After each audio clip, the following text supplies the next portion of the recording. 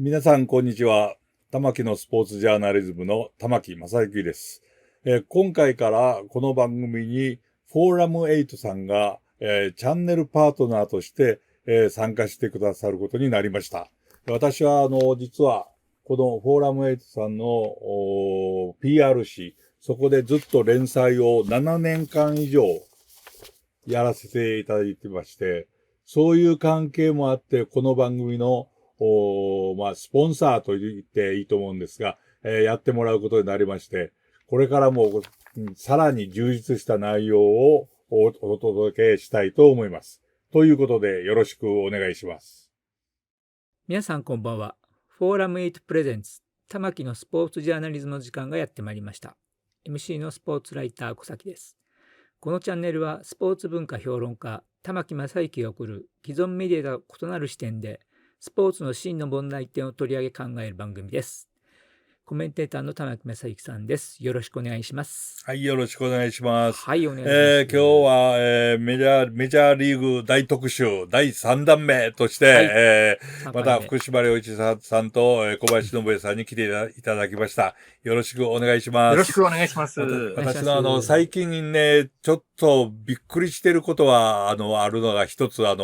長嶋茂雄さんが亡くなられてから、長嶋さんがかつてはドジャースから入団を打診されていたってことが、急にクローズアップされて、こう、語られるようになって、おまけに大谷選手も、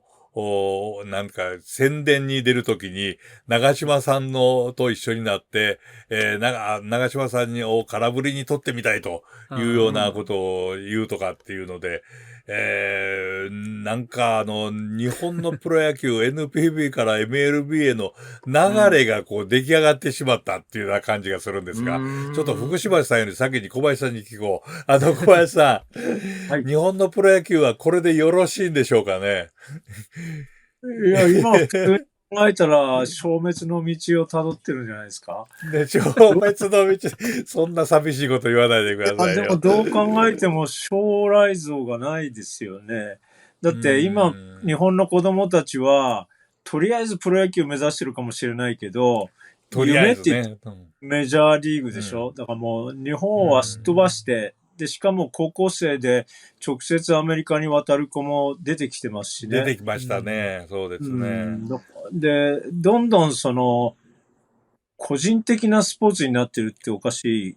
ですけど、もともと野球って個人的スポーツの要素もあるじゃないですか。はいはいはいはい。それを高校野球でものすごく団体志向で縛ってきてるけど、まあ社会自体がやっぱり個人の時代になっているし、スポーツ界でも個人スポーツの方がテニスだったりゴルフだったりね、やっぱ親もそういうスポーツをさせたがるっていう中で、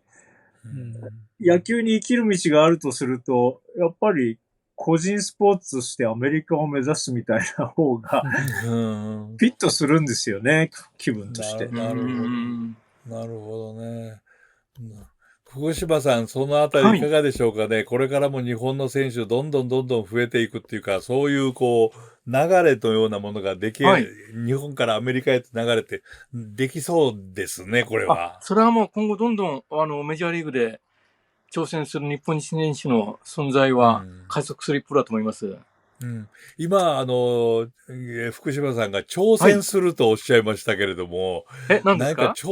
挑戦するっておっしゃいましたよね、今。挑戦ではなくて、なんかアメリカに行ってやるというような感じになってくるんじゃないかっていう気が確かにそうです。正確に言うともう挑戦という言葉は過去になりつつありますね。はい。やっぱりね。まあでもメジャーリーグのコミッショナーはじめ、既婚者っていうのは、メジャーリーグにおいて日本人選手の成功があればあるほど、日本国内の野球の発展に大きな効果をもたらすということを言ってます。なるほどね。それは言っておいた方がいいからっていう気もしないでもないですよね。言っておいた方がいいからって。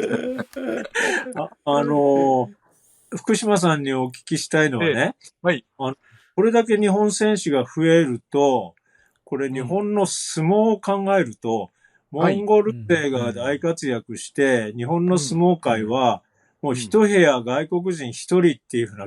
こう、ルールを決めてしまうわけですよ。あ外国の力士が増えないようにって。あ、なるほど。だから、それと同じことをもしするとすれば、1球団1人とかね、そういうことを、でもメジャーリーグは思想もないと思うんですけれども。そうですね。やっぱりメジャーリーグってのは昔から世界中の一流選手たちを集めて構成してますし、まあ実際にメジャーリーグの外国人選手の割合というのは、だいたい27、8%ぐらいありますので、まあ外国人選手の存在なしには語らないし、まあ昔はその大半が中南米のドミニカ共和国とか、ベネズエラ、プエルトリコでしたけども、今ではもう本当に日本をはじめ、韓国、台湾など、アジアの国々の存在、選手たちの存在がもう見逃せない重要な役割を担っている時代になりました。でもそういう中で日本選手はやっぱり日本の企業を連れてくるから、ビジネス的に言うと中南米の選手とか、よりもはるかにその歓迎できる選手と言ってもいいんでしょうか。その辺はどうなんですか。日本選手はそうです。もうとにかくビジネスとしては、もう世界のどの国の選手よりも日本人選手がビジネス的にも貢献してるわけなんです。なるほど。まあとにかく今メジャーリーグにおいて最大の市場というのは日本においてます。もうそれは大谷選手の活躍、そして今年3月の日本開幕戦でもお分かりの通り、もう大変な経済効果をもたらしています。それでね、福島さんもちろんご存知だろうけど、小林さん知ってたかな、かつてというか、それほど昔ではないんですけれども、日本のプロ野球も4球団ぐらいになって、極東、メジャーの MLB の極東リーグの中に入るんじゃないかという話が、実は裏であったんですけれども、福島さん、それ将来的にですね、例えば、ジャイアンツとタイガースと、それと、ソフトバンクホークスと、それともう一つ、ファイターズかな。まあ、どこかわかんないけど、4球団ぐらいが、ナショナルリーグのファーイーストディビジョンの中で、アメリカと日本を行ったり来たりして参加するというような可能性はどう思われますか？まあその可能性はちょっとね、考えにくいんだけど、まあそれであればまずはアジアリーグじゃないでしょうか。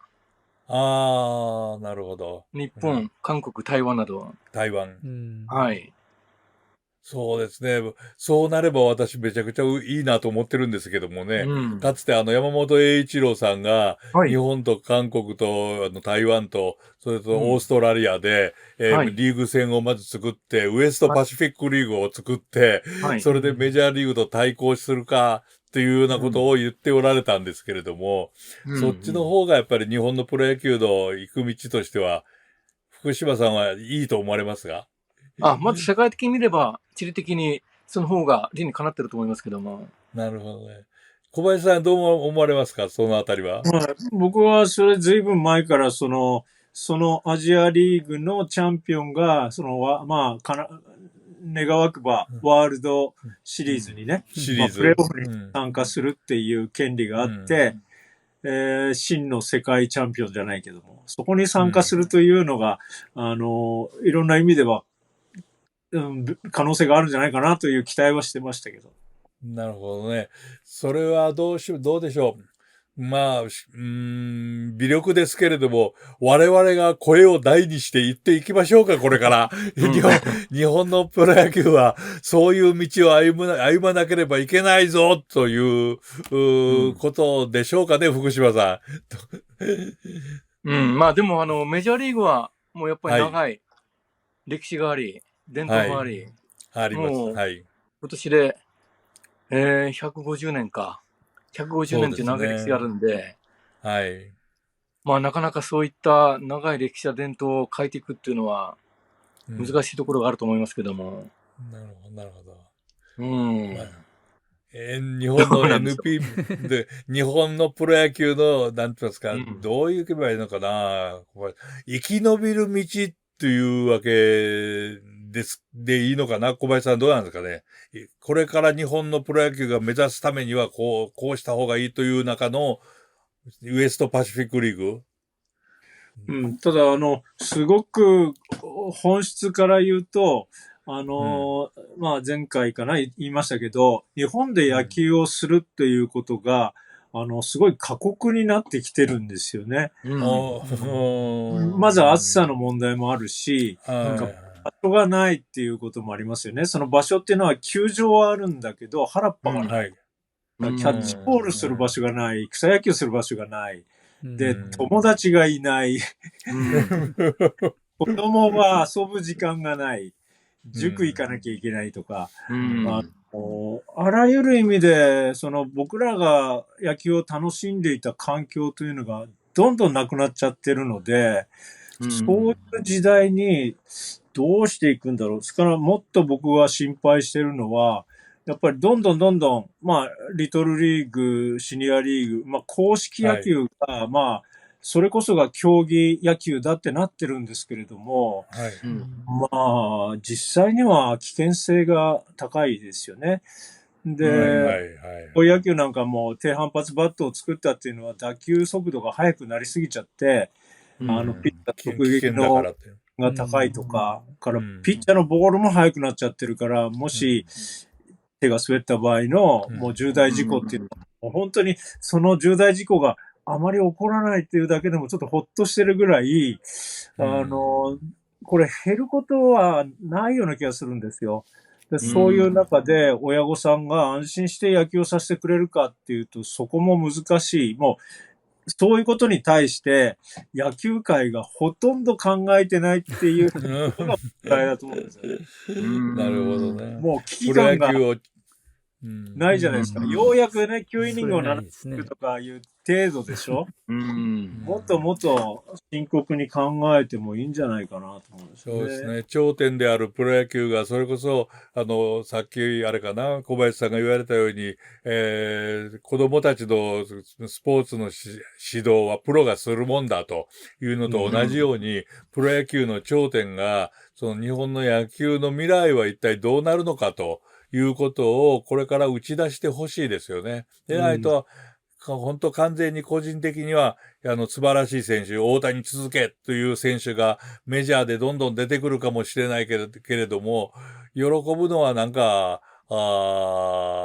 メディアだけっていう風になりそうな感じも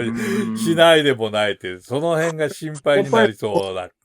今、プロ野球が多分ビジネス的には成功していて、観客動員も増えてると、そういうふうに言われますけど、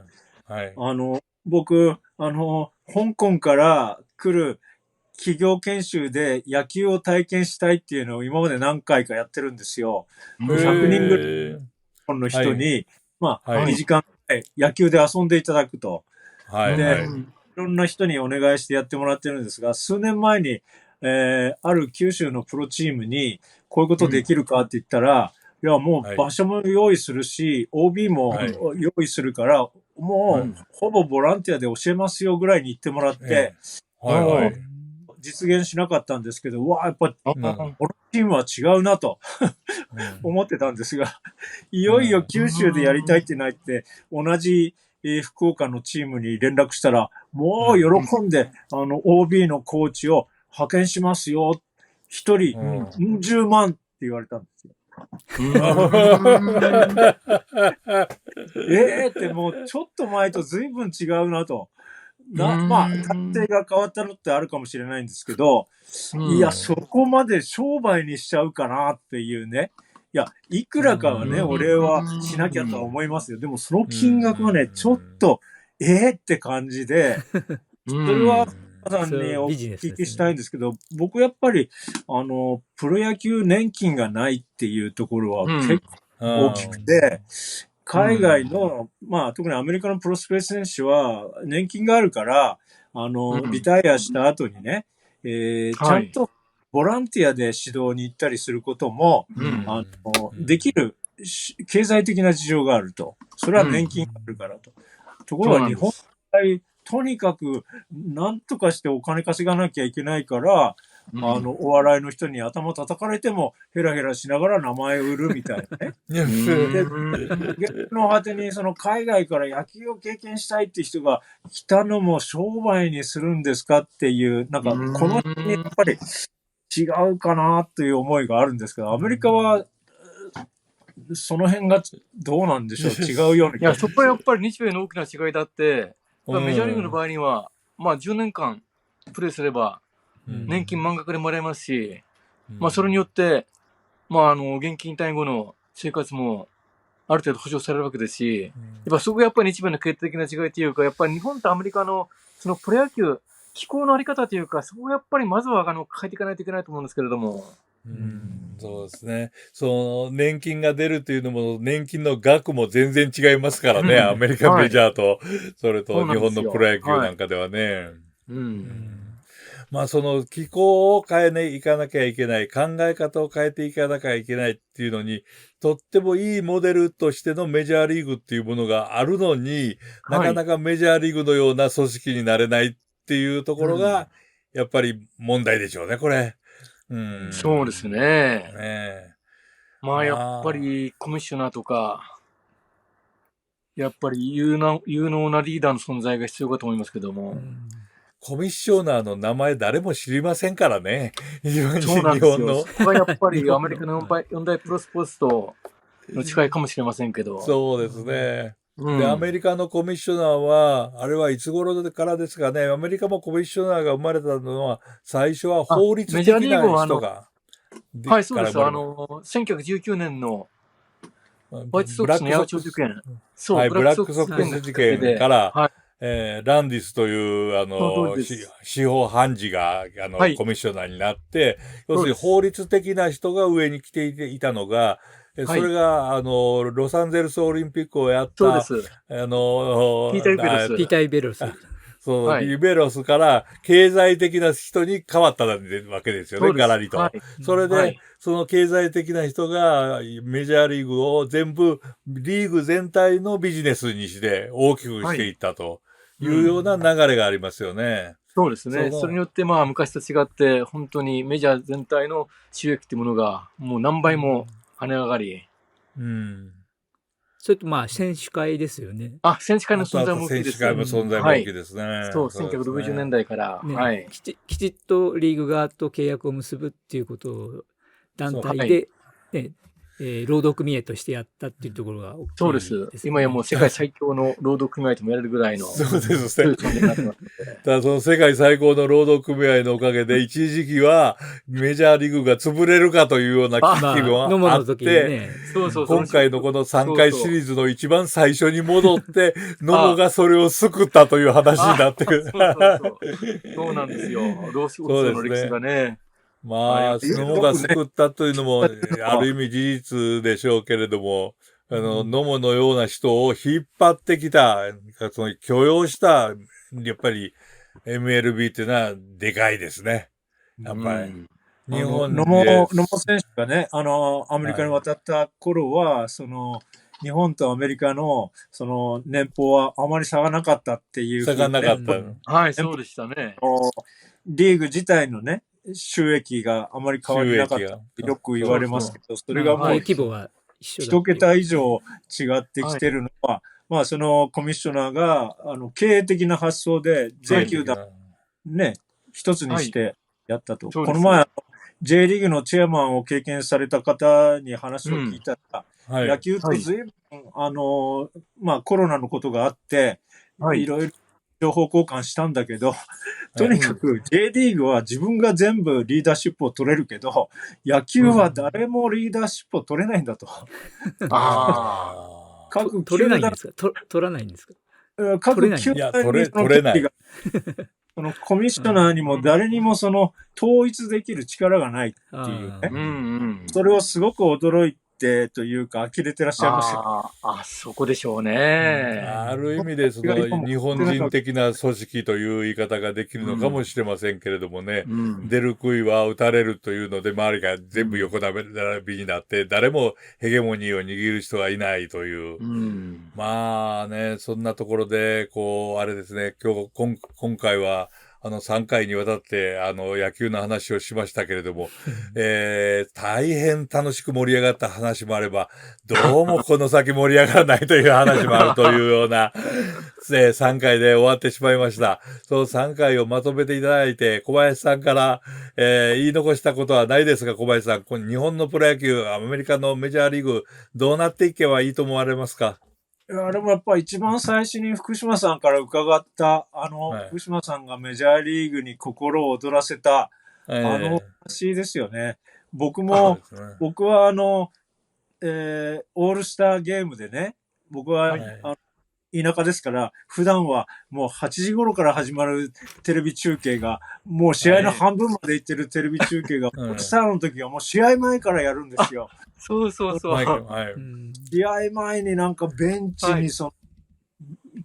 ユニフォームが並んでる姿だけがドキドキしましたけど、そうそうそう。ああいうなんか素朴なね、感動というか、なんかそこに手がかりがあるのかなとちょっと思いました。そうですね。いや、僕もそう感じました。福島さんどうですか？日本のプロ野球にこれからどうなっていただきたいか、最後におっしゃってください。いや、まあ日本のプロ野球どうのこうのというよりも、やっぱ世界の野球として、どんどんやっぱり世界的にアメリカも日本も他の国々も広がっていってほしいし、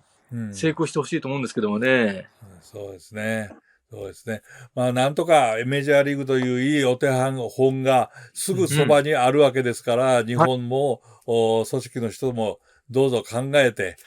自分たちがこう出る杭は打たれるなんて思わずに、どんどん出ていってほしいというふうに思いますね。私もこの仕事を始めて、もう半世紀以上になりましたけれども、もう、疲れたけれどもまだ言いますから、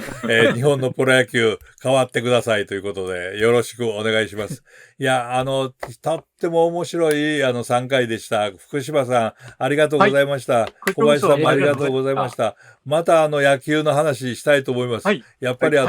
野球を基本的には好きな人間が同士集まって野球の話すると悪口でも楽しくなるっていうのが基本的にあると思いますんで。はい、それが一番かと思います。今日はアーニーバンクスという言葉がポッと出た時なんかに思わず喜んでしまうという。